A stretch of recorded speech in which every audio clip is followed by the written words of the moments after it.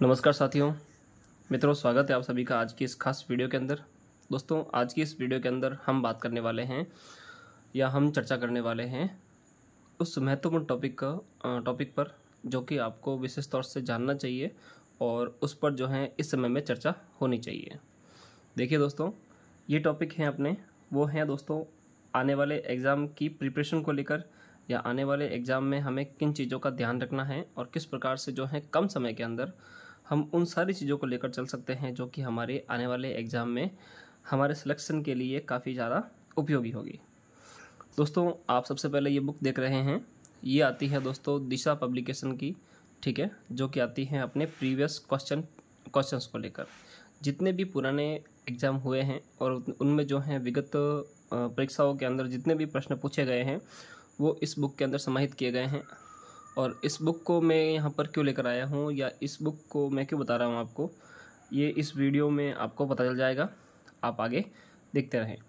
देखिए दोस्तों, अभी जो वर्तमान में हमारे साथ जितने भी लोग जुड़े हैं या इस वीडियो को देख रहे हैं, उनमें विशेष तौर से REET second grade, first grade, CET graduation और सीईटी सीनियर सेकेंडरी, इन सब के जो है विद्यार्थी हमारे साथ जुड़े हुए हैं और सारे दोस्त यहाँ पर इस वीडियो को देख रहे होंगे। देखिए दोस्तों, हमारे लिए जो है इस समय में इन चीज़ों को समझना बहुत ज़्यादा ज़रूरी है कि हम आगे आने वाले समय में किस प्रकार से तैयारी करेंगे या सीईटी को लेकर जो है हमारे पास बहुत ज़्यादा कम समय बचा है, ठीक है, उसमें हम किस प्रकार से जो है इन चीज़ों को लेकर चलेंगे तो काफ़ी अच्छा स्कोर हम वहाँ पर प्राप्त कर लेंगे और आसानी से जो है हम सीईटी को निकाल पाएंगे। क्योंकि कई सारे दोस्त ऐसे हैं जो रीट की तैयारी कर रहे हैं, सेकंड ग्रेड की तैयारी कर रहे हैं, ठीक है, जो सीईटी की तैयारी कर रहे हैं उनकी बात नहीं कर रहा, पर जो टीचर भर्ती की तैयारी कर रहे हैं उनके लिए जो है ये काफ़ी चुनौतीपूर्ण है कि उनको सीईटी निकालना होगा। देखिए दोस्तों, सीईटी का जो सिलेबस है वो काफ़ी लेंदी है, काफ़ी बड़ा सिलेबस है। उसमें मात्र राजस्थान जीके तैयार होने से ही सिलेबस जो है अपना कवर नहीं हो जाएगा या फिर 40% नहीं आ जाएंगे। इसके लिए सबसे महत्वपूर्ण है वो है अपना राजस्थान जीके पूरा का पूरा कवर होना, ठीक है। और उसके लिए हम जो है इतने छोटे या कम दिनों के अंदर जो है हम राजस्थान जीके कंप्लीट नहीं पढ़ सकते। तो अब हमें क्या करना चाहिए जिससे कि हम जो है अपनी तैयारी के दौरान या किस चीज़ों को हम समझ कर जो है अपनी सीईटी की जो तैयारी है या सीईटी की जो भर्ती है उसमें हम अपनी जगह बना सकें। देखिए दोस्तों, ये जो बुक है इसके अंदर राजस्थान के जितने भी पुराने पेपर हुए हैं वो सारे के सारे इसमें समाहित किए गए हैं, चाहे वो आरपीएससी के हो या आरएमएसएसबी के हो, सारे के सारे पेपर यहाँ पर समाहित किए गए हैं। आप देख रहे हैं इसमें लगभग 32 वर्षों के जितने पेपर हैं वो यहाँ पर आपको समाहित किए हुए मिल जाएंगे, ठीक है। तो एक एक करके हम चीज़ों को देखेंगे, इससे हमें ये आइडिया हो जाएगा कि प्रश्नों की जो प्रवृत्ति हैं वो किस प्रकार की रहती हैं या हमें जो है प्रश्नों को किस प्रकार से समझना चाहिए।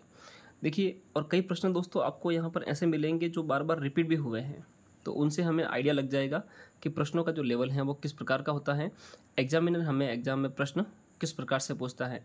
कई सारे टॉपिक ऐसे होते हैं जहाँ से काफ़ी इजी प्रश्न हमें पूछ लेते हैं और हम उसके अंदर काफ़ी डीप चले जाते हैं, और कई टॉपिक ऐसे भी होते हैं जो कि काफ़ी इजी होते हैं और वहाँ से काफ़ी डीप प्रश्न बन जाते हैं। तो सारी चीज़ें हमें प्रश्नों के लेवल को देखकर ही पता चलेगी। तो एक एक करके हम टॉपिक को देखेंगे और समझेंगे कि प्रश्नों का लेवल है जो किस प्रकार का होता है। और वाकई में जब आप इन प्रश्नों को देखेंगे ना तो आपको लगेगा कि वास्तव में हमें काफ़ी सारी चीज़ें आती हैं और हमारी काफ़ी सारी तैयारी हैं वो बढ़िया ऑलरेडी हैं। तो देखते हैं हम। सबसे पहले आप देख लीजिए कि इसमें जो है भर्तियाँ कौन कौन सी सम्मिलित की गई हैं, इससे आपको मोटा मोटी एक आइडिया लग जाएगा, ठीक है। देखिए, इसमें दोस्तों सीईटी को सम्मिलित किया गया है जो 2023 के अंदर हुई थी, ठीक है। साथ ही सेकंड ग्रेड है वनपाल स्कूल व्याख्याता, लाइब्रेरियन थर्ड ग्रेड, कनिष्ठ अनुदेशक, जेईएन है, एआरओ है, ये भर्तियाँ हो गई। साथ ही दोस्तों बात करें हम रीट की, VDO mains, housekeeper, assistant officer, lab assistant, ठीक है, बेसिक कंप्यूटर अनुदेशक, हाईकोर्ट एलडीसी, मोटर वाहन अधिनियम इसके जेईएन के, यानी कि और भी काफ़ी सारी जो भर्तियाँ हैं जिसमें पटवार, राजस्थान पुलिस, शिक्षा विभाग की, और भी लगभग जितनी भी आप यहाँ देख रहे हैं बड़ी बड़ी भर्तियाँ या छोटी छोटी भर्तियाँ यहाँ पर सम्मिलित की गई हैं। लगभग 32 वर्षों के प्रश्न आपको यहाँ पर इस बुक के अंदर मिल जाएंगे। तो एक एक टॉपिक वाइज इसमें दिए गए हैं, तो पढ़ने में भी काफ़ी आसानी रहेगी और समझने में भी काफ़ी आसानी रहेगी। यानी कि आप सभ्यताओं को लेकर चल रहे हैं तो सभ्यता के टॉपिक आपको यहाँ पर, सभ्यता के जितने भी प्रश्न बने हैं अब तक में वो सारे के सारे आपको यहाँ पर 5 पेज के अंदर मिल जाएंगे। तो उससे आपको जो है तैयारी करने में और समझने में काफ़ी मज़ा आएगा। देखिए सबसे पहले हम देख लेते हैं एक टॉपिक है जो काफ़ी इंपॉर्टेंट टॉपिक है और हर बार एग्ज़ाम में यहाँ से प्रश्न बनते ही हैं। वो है हमारा 1857 की क्रांति। ठीक है, उसको हम देख लेते हैं। तो 95 पेज नंबर पर है हमारी 1857 की क्रांति आप सब ने पढ़ी होगी, ये उम्मीद करता हूँ मैं, और इस टॉपिक से ही जो है आप आइडिया लगा पाएंगे। तो मुझे उम्मीद है कि आप सब ने क्रांति पढ़ी होगी, और क्योंकि किसी टॉपिक को हम अच्छे से पढ़ते हैं ना, तभी हम जो है उसका आकलन कर पाते हैं या हमें प्रश्नों का लेवल पता चल पाता है। तो क्रांति आपने पढ़ी होगी। अब देखते हैं क्रांति के प्रश्न पहले कैसे कैसे बने हैं। देखिए दोस्तों, सबसे पहला ही प्रश्न आपको यहाँ पर देखने को मिलेगा। राजस्थान में 1857 की क्रांति के समय यहाँ के एजीजी यानी कि एजेंट टू गवर्नर जनरल कौन थे? राजस्थान में 1857 की क्रांति जो हुई थी उस समय राजस्थान के एजीजी कौन थे? देखिए दोस्तों, ये प्रश्न कितनी बार बना है, आप सोच नहीं पाएंगे कि ये प्रश्न कितनी बार बना है। ठीक है, देखिए पशुधन सहायक में भी प्रश्न आया हुआ है, संगणक 2018 में आया हुआ है, एग्रीकल्चर ऑफिसर 2019 के अंदर आया हुआ है, वन रक्षक 2022 के अंदर आया हुआ है, वैज्ञानिक सहायक 2019 के अंदर, जेईएन 2022 के अंदर, जेईएन 2020 के अंदर, फर्स्ट ग्रेड जो जीके का पेपर हुआ था उसमें 2022 के अंदर, और एईएन 2014 के अंदर। लगभग 10 से 12 बार जो है अलग अलग भर्तियों के अंदर ये प्रश्न रिपीट हुआ है। तो काफ़ी इंपॉर्टेंट प्रश्न है, बड़ा ही अच्छा प्रश्न है। तो इस प्रश्न को तो आपको लॉक कर देना चाहिए या फिर आपको माइंड में बिठा लेना चाहिए कि राजस्थान के जो एजीजी थे वो थे Patrick Lawrence, George Patrick Lawrence. ठीक है, राजस्थान के प्रमुख एजीजी जो गवर्नर जनरल थे वो थे जॉर्ज पैट्रिक लॉरेंस, यानी कि ऑप्शन नंबर 3 इसका सही है। इसके नीचे दोस्तों व्याख्या दी गई है, आप वीडियो को पॉज करके इसकी व्याख्या देख सकते हैं। हम यहाँ पर जो है टॉपिक को कवर नहीं कर रहे हैं या फिर हम आपको पढ़ा नहीं रहे हैं, हम यहाँ पर जो है खाली प्रश्नों को देख रहे हैं। तो आप यहाँ पर इसका जो व्याख्या है वो आप वीडियो को पॉज करके देख सकते हैं। दूसरा ही प्रश्न हमारे पास है, वो है अंग्रेजों के शासनकाल में राजस्थान में पॉलिटिकल रेजिडेंस का मुख्यालय कहाँ पर था? अंग्रेजों के शासनकाल में राजस्थान में पॉलिटिकल रेजिडेंट का मुख्यालय कहाँ पर था? तो चाहे हम अंग्रेजों की बात करें राजस्थान में, चाहे हम मुगलों की बात करें, सबका जो है केंद्र एक ही था, वो था अजमेर।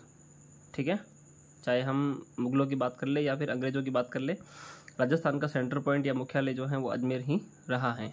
इस बात को भी आपको लॉक कर देना चाहिए। राजस्थान में रियासतों पर प्रभावी नियंत्रण स्थापित करने के लिए एजीजी का पद कब सृजित किया गया? ये प्रश्न काफ़ी इम्पोर्टेंट हैं।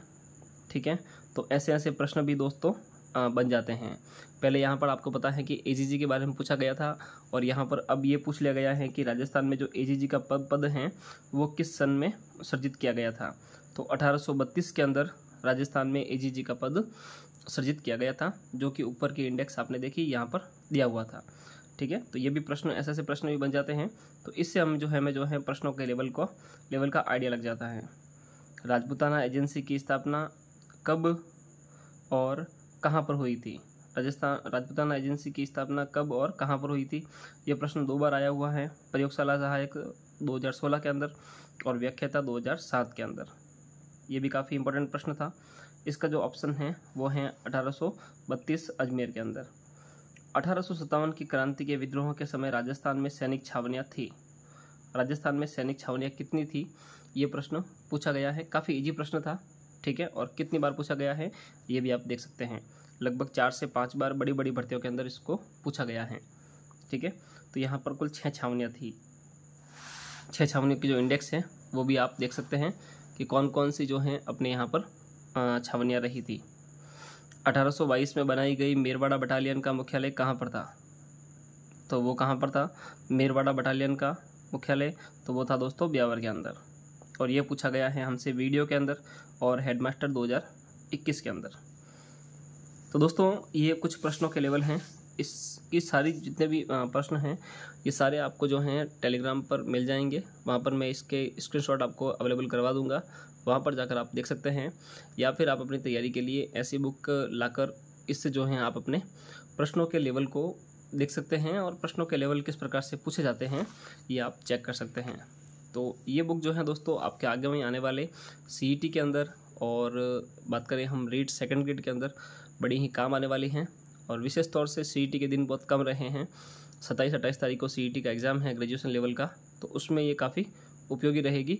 इससे हमें प्रश्नों का आइडिया लग जाएगा कि जो प्रश्नों का लेवल है वो किस प्रकार से होता है और एग्जामिनर का जो माइंड सेट है वो भी हमें जो है इससे काफ़ी कुछ पकड़ में आ जाता है।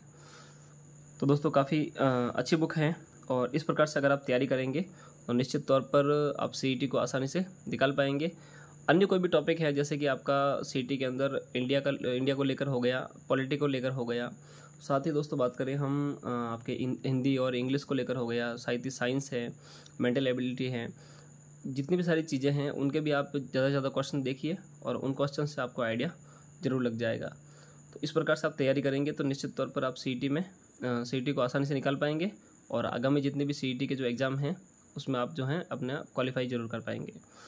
तो दोस्तों ये था आज का वीडियो जिसमें हमने इस बुक के बारे में देखा या हमने समझा कि हम CET के बारे में किस प्रकार से CET में हम जो हैं इसमें हमने समझा कि हम CET की तैयारी किस प्रकार से कर सकते हैं या कम समय में जो है हम अपनी तैयारी को एक आयाम किस प्रकार से प्रदान कर सकते हैं। तो इस प्रकार से आप तैयारी करेंगे तो निश्चित तौर पर आप अपने मुकाम पर पहुंच जाएंगे। तो दोस्तों तैयारी करते रहें, और भी आपका कोई डाउट हो तो मुझे कमेंट ज़रूर कर दें। मिलते हैं एक नई वीडियो में, तब तक के लिए धन्यवाद। जय हिंद, वंदे मातरम।